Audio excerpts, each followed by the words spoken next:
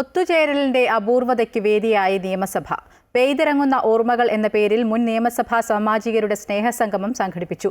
നിയമസഭയിൽ 25 വർഷം പൂർത്തിയാക്കിയവരെയും മുതിർന്ന നിയമസഭാ സാമാജികരെയും ചടങ്ങിൽ ആദരിച്ചു.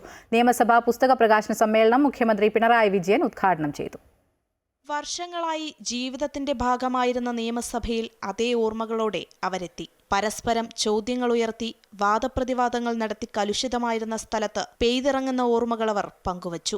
മുൻ നിയമസഭാ സാമാജികരുടെയും മുൻ നിയമസഭാ ജീവനക്കാരുടെയും മുൻ നിയമസഭാ സെക്രട്ടറിമാരുടെയും മാധ്യമപ്രവർത്തകരുടെയും സ്നേഹക്കൂട്ടായ്മ അക്ഷരാർത്ഥത്തിൽ ഓർമ്മകളുടെ പെയ്തിറങ്ങലായിരുന്നു. കാലങ്ങൾ മായ്ക്കാത്ത ഓർമ്മകൾ ഓരോരുത്തരും പങ്കുവച്ചു.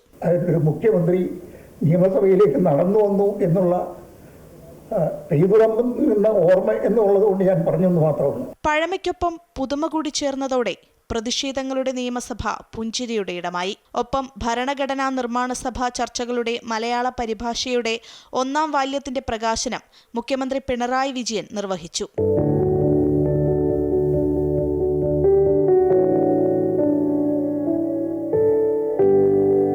നിർഭയമായ എതിരഭിപ്രായങ്ങൾ രേഖപ്പെടുത്താനുള്ള സാഹചര്യം ഇന്ന് രാജ്യത്തുണ്ടോ എന്ന് പരിശോധിക്കപ്പെടണമെന്ന് മുഖ്യമന്ത്രി പറഞ്ഞു.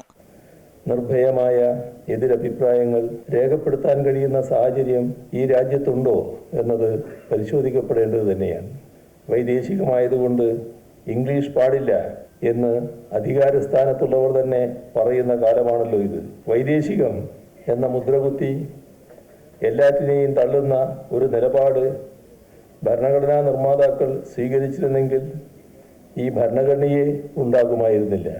ഈ നിയമസഭയുടെ കാലയളവിൽ 25 വർഷം പൂർത്തിയാക്കുന്ന നിയമസഭാ സാമാജികർ, മുതിർന്ന മുൻ നിയമസഭാ സാമാജികർ, മുതിർന്ന മുൻ നിയമസഭാ ജീവനക്കാർ, മുതിർന്ന മാധ്യമപ്രവർത്തകർ എന്നിവരെ ആദരിക്കൽ, നിയമസഭ ഏർപ്പെടുത്തിയിട്ടുള്ള വിവിധ അവാർഡുകളുടെ വിതരണം എന്നിവയും നടന്നു. അമൃത ന്യൂസ്, തിരുവനന്തപുരം.